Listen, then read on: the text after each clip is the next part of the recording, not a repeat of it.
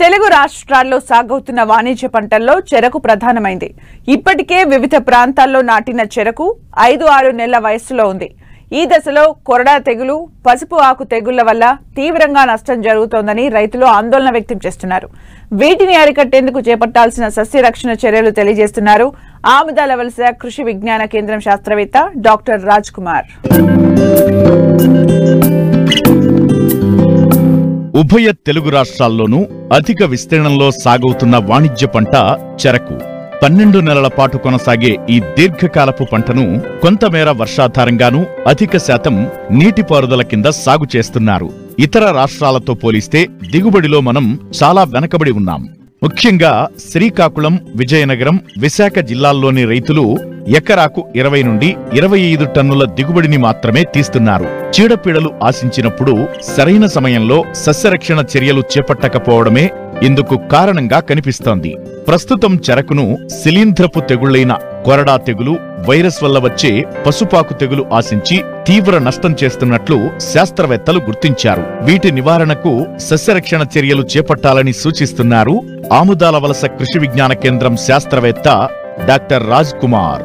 ఈ తెగుళ్ళ లక్షణాలు కానీ మనం చూసినట్టయితే గడ అనేది ఏంటంటే మనకి విపరీతంగా మామూలుగా ఆరోగ్యంగా మనకి ఉన్నట్టే కనిపిస్తుంది. కానీ సడన్గా ఒక్కసారిగా మనకి గడ చివరి నుంచి మనకి నల్లటి కొరడాలు లాంటి ఇవి రావడం జరుగుతుంది. కొరడా పైన ఏంటంటే చూసినట్టయితే మనకి ఒక తెలుపు రంగు పల్చటి పేపర్ లాంటిది మనకి చుట్టుకొని బయటికి రావడం జరుగుతుంది. ఆ పేపర్, ఆ పొర అనేది ఏంటంటే ఒక 2-3 రోజుల్లోనే మనకి అది చిట్లిపోయి దాని నుంచి మనకి కోట్ల కొద్ది శిలీంధ్ర బీజాలు, నల్లని శిలీంధ్ర బీజాలు అనేవి గాలిలోకి వెదజాలు పట్టడం కానీ లేదా నేల మీద పట్టడం అనేది జరుగుతుంది.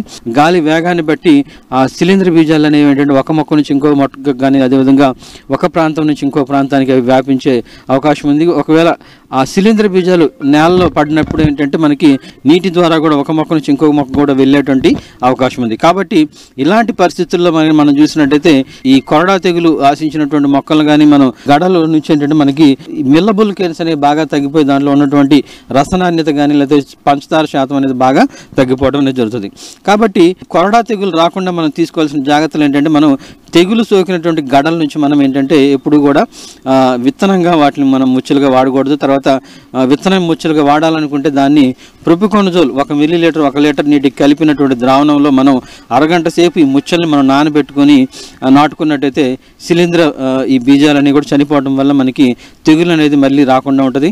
అదేవిధంగా కార్సీ తోటల్లో కూడా మనం ఈ తోట నరికిన వెంటనే 1 లేదా 2-3 రోజుల్లో మనం ప్రొపికోనజోల్ 1 మిల్లీలీటర్ 1 లీటర్ నీటికి కానీ లేదంటే హెక్సాకోనజోల్ అనే మందు 2 మిల్లీలీటర్లు 1 లీటర్ నీటికి కలిపి మనం కానీ వాటి మీద పిచికారీ చేసుకోవాలి.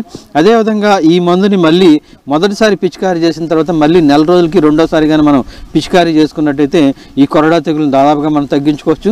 పసుపు ఆకు తెగులును ఆంగ్లంలో ఎల్లో లీఫ్ డిసీజ్ అని కూడా అంటారు.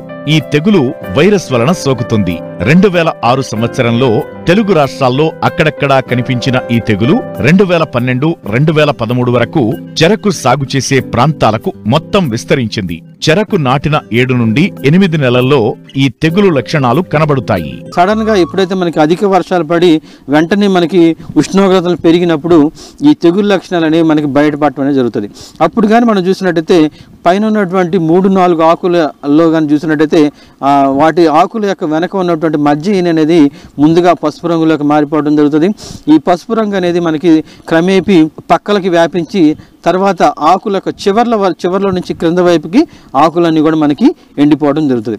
ఎప్పుడైతే మనకి ఆకులు ఎండటం జరుగుతుందో పైన ఉన్నటువంటి 8 నుంచి 10 ఆకులన్నీ కూడా అవన్నీ కూడా స్ట్రైట్గా నిటారుగా మనకి నిలబడి ఫ్యాన్ లాగా మనకి కనిపించడం జరుగుతుంది.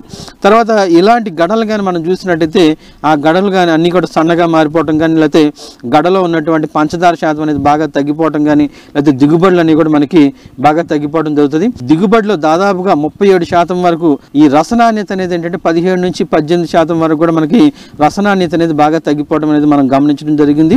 తర్వాత ఏంటంటే ఈ తెగులు యొక్క వ్యాప్తి కానీ మనం చూసినట్టయితే సాధారణంగా కార్సీ తోటల్లో అయితే మనకి తెగులు సోకినటువంటి మొక్కల తోటల నుంచి మనకి రావడం జరుగుతూ ఉంటుంది. అదేవిధంగా కొత్త తోటలకు అయితే మనం తెగులు సోకినటువంటి తోటల నుంచి మనం సేకరించినటువంటి విత్తనాన్ని కానీ మనం దాన్ని కానీ విత్తనంగా వాడినప్పుడు విత్తనపు ముచ్చుల ద్వారా కూడా ఈ వైరస్ అనేది మనకి వ్యాప్తి అనేది జరుగుతూ ఉంటుంది. అదేవిధంగా రసం పీల్చే పురుగుల ద్వారా కూడా ఏంటంటే ఒక చోట నుంచి ఇంకో చోటకి వైరస్ తెగులు అనేది మనకి వ్యాప్తి వ్యాప్తి జరుగుతూ ఉంటుంది. తెగుళ్ళ లక్షణాలు అనేవి ఏంటంటే మనం తోట చివరి వరుసల్లోనే ఎక్కువగా మనం గమనిస్తూ ఉంటాం. తర్వాత నెమ్మదిగా లోపలికి ఈ తెగులు అనేది ఎంటర్ అవుతూ ఉంటుంది. కాబట్టి అంటే మనం యాజమాన్య పద్ధతులు చేపట్టేటప్పుడు అంటే ముందుగా మనం కనీసం చెరుకు బయట ఉన్నటువంటి 2-3 వరుసలకైనా కానీ మనం కానీ మోనోక్రోటోఫాస్ కానీ లేకపోతే డైమిథోయేట్ లాంటి మందులు కానీ మనం పిచికారీ చేసుకున్నట్టయితే ముందుగా వచ్చేటువంటి ఈ పేనుబంక పురుగును కొంతవరకు మనం తగ్గించుకోవడానికి వీలవుతుంది. చెరకు తోటల్లో తెగుళ్లు ఆశించకుండా ఉండాలంటే విత్తనం దగ్గర నుండి తగు జాగ్రత్తలు తీసుకోవాలి. ముఖ్యంగా ఆరోగ్యమైన తోటల నుండి విత్తనాన్ని సేకరించాలి. ఈ మధ్యకాలంలో ప్రాచుర్యం పొందుతున్న టిష్యూ కల్చర్ సీడ్తో వీటిని అధిగమించే అవకాశముంది.